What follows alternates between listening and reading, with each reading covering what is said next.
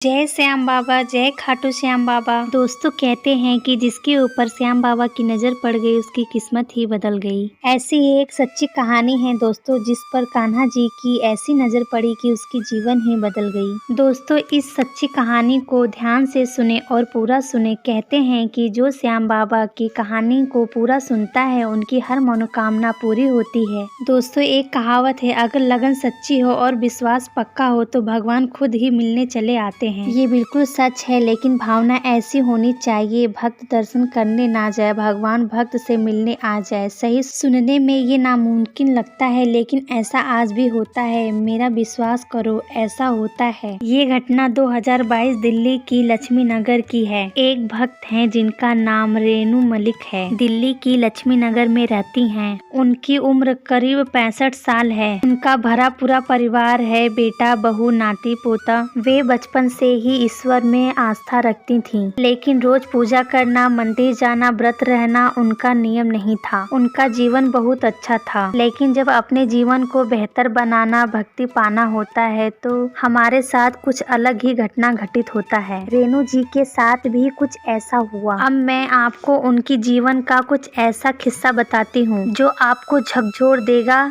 उनके साथ चमत्कार कैसे हुआ। उनके घर के पास कुछ महिला आई थी जो रेनू जी की बहुत ही अच्छी दोस्त थी। लक्ष्मी नगर में सब्जी मंडी के सामने बाल स्कूल के पास खाटू श्याम जी की मंदिर है। उनकी सहेली मंदिर में जाती थी। जब 2021 में लॉकडाउन के बाद मंदिर खुले तो रेनू जी की दोस्तों ने उनसे कहा कि तुम्हें भी हमारे साथ मंदिर चलना चाहिए। अब घर पर पड़े पड़े वे बहुत परेशान हो गई थीं, इसीलिए उन्होंने सोचा कि ठीक है, मंदिर जाऊंगी, मेरा मन थोड़ा शांत हो जाएगा। अब यह सोचकर वे उनके साथ मंदिर में चली गईं। वहां जाकर कीर्तन सुनकर रेनू जी को बहुत खुशी हुई। अब धीरे धीरे वे प्रतिदिन मंदिर जाने लगी। रेनू जी को श्याम बाबा की कहानी सुनना, जीवन परिचय सुनना, भजन कीर्तन सुनना बहुत ही अच्छा लगता था। बच्चों से कहकर उन्होंने एक स्मार्टफोन ले लिया और उस पर रोज सुबह उनके भजन बजते थे। रेनू जी को पता था कि राजस्थान के सीकर में खाटू श्याम बाबा का बहुत बड़ा मंदिर है। वे वहां दर्शन के लिए जाना चाहती थीं। लक्ष्मी नगर में हर महीने एक बस सेवा उपलब्ध है। खाटू श्याम जी मंदिर सीकर में सेवा के तौर पर लोगों को ले जाया जाता है। साल 2022 में रेनू जी और उनकी सहेलियों ने फागुन के मेले में खाटू श्याम जी के दर्शन करने का प्लान बनाया। रेनू जी खाटू श्याम जी मंदिर जाने और दर्शन के लिए बहुत उत्सुक थी। वे श्याम बाबा को भेंट करने के लिए मोर पंख की छड़ी ले गईं। इसके साथ ही काजू बादाम का एक विशाल कंठा भी अपने हाथों से बनाया। बस समय पर निकलती है। 13 मार्च को रविवार था और वे बस रात को 9 बजे निकल गई। अगले दिन सुबह 4 बजे बस ने खाटू छोड़ा। एकादशी का दिन था और भीड़ बहुत थी। बस वालों ने वहां एक धर्मशाला बुक किया। लोग वहीं ठहरे। लोगों ने चाय पिया, स्नान किया और मंदिर में दर्शन के लिए चले गए। भीड़ काफी ज्यादा बुरा हालत था, क्योंकि एक फागुन का मेला साल का सबसे बड़ा मेला है और दूसरी एकादशी भी था। एकादशी में भी काफी भीड़ होता है। जब वे मंदिर पहुंचे तो हैरान रह गए। भीड़ के कारण 4-5 घंटों में दर्शन का नंबर आ रहा था। वे लाइन में लग गईं। धक्का मुक्की भी होने लगी क्योंकि भीड़ बहुत ज्यादा थी। रेनू जी की घुटने में बहुत दर्द है। उस दिन दर्द बर्दाश्त से बाहर था, लेकिन बेचारी काफी देर तक लाइन में खड़ी रही। फिर उनकी हिम्मत जवाब दे गई। उन्होंने अपनी सहेलियों को मोर की छड़ी और कांधे की थैला देते हुए कहा कि अंदर चढ़ा दो, मैं अब और दर्द बर्दाश्त नहीं कर पा रही हूँ, मैं यहीं गिर जाऊंगी। जब उनकी सहेलियों ने उनका बुरा हाल देखकर कहा कि तुम यहीं ब्रेंच पर बैठो, हम चढ़ा देंगे, रेनू जी लाइन से बाहर आ गईं। तो वहीं पास के ब्रेंच पर वो बैठ गईं। वे बहुत दुखी थी और रो रही थी। वे इतने मन से दर्शन के लिए गई थी और दर्शन भी नहीं कर पाईं। यानी यह भी बड़े आश्चर्य की बात है कि आप अपने आराध्य के पास हैं, वहां बैठे हैं, जिससे मिलना है उससे उसके सामने हैं, और फिर भी आप अंदर जाकर उनके दर्शन नहीं कर सकते। वाकई बहुत बुरा हाल था।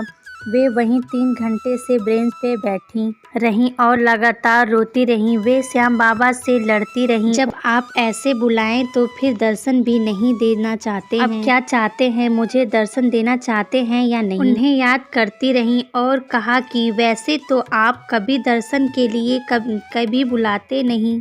आप जानते हैं कि मुझे भक्ति नहीं आती, मुझे आपके भजन गाने नहीं आते, मैं आपके अन्य भक्तों की भक्ति आपकी सेवा नहीं कर सकती हूँ, इतना समर्थ नहीं हूँ। लेकिन तुम जानते हो कि मैं तुमसे बहुत प्यार करती हूँ, लेकिन आज तुमने बता दिया कि तुम्हें मुझसे कोई प्यार नहीं है और नहीं कोई लगाव है। तुम मुझे कुछ नहीं समझते।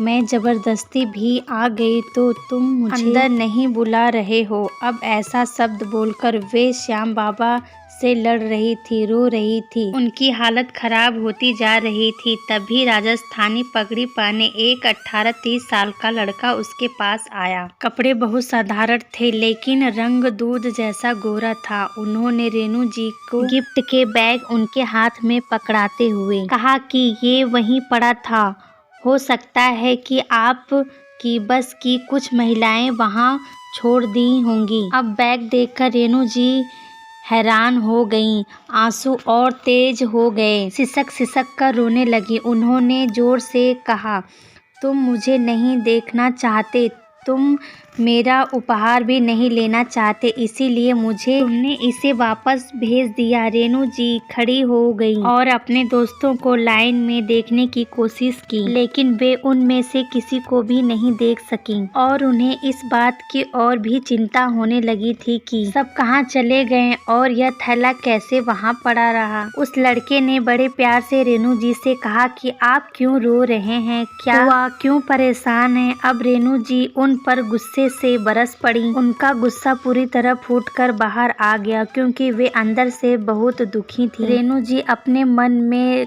श्याम बाबा से लगातार बातें कर रही थीं। पता नहीं खाटू श्याम जी क्या सोचकर मेरे साथ ऐसा कर रहे हैं, मैं ऐसे ही आई हूँ, न जाने क्या क्या बातें बोली।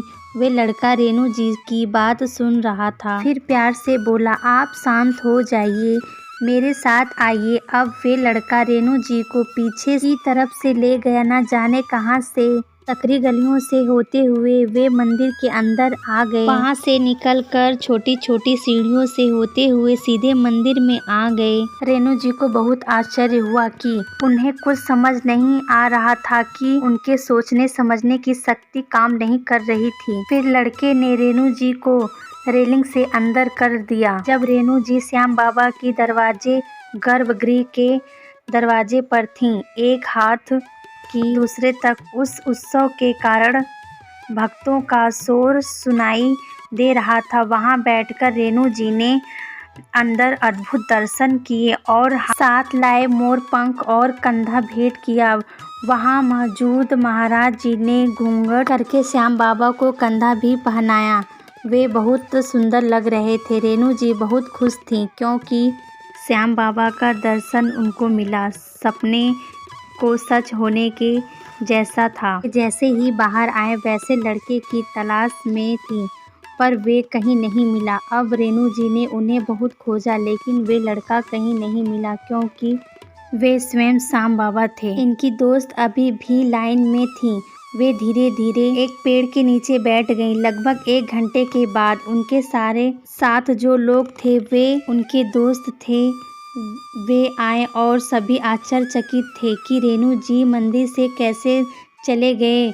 उनकी सहेलियां ने बताया कि जब वे पानी पीने के लिए लाइन से बाहर आईं तो पता नहीं बैग कहाँ छूट गया। उन्होंने बहुत खोजा, लेकिन वे बैग उन्हें कहीं नहीं मिला। जब रेणु जी ने उस लड़के के बारे में सब बताया तो सभी हैरान रह गए। जोर जोर से श्याम बाबा के जयकारे गूंज रहे थे और श्याम बाबा को यूं ही हारे का सहारा नहीं कहा जाता है। रेणु जी हार गई थीं तो श्याम बाबा ने उनका साथ दिया। अब बताओ कि किसका मन करता है कि वे लड़का स्वयं श्याम बाबा ही थे। रेणु जी की समर्थ में आए। अब जल्द से कमेंट करके लिखो, हारे का सहारा खाटू श्याम हमारा। तो दोस्तों, आशा करती हूँ कि यह कहानी सुनकर बहुत अच्छा लगा होगा और मैं चाहती हूँ कि खाटू श्याम बाबा की कृपा आप पर और आपके पूरे परिवार पर हमेशा बना रहे। धन्यवाद। चैनल को सब्सक्राइब, लाइक और शेयर करना मत भूलिएगा। जय श्री श्याम।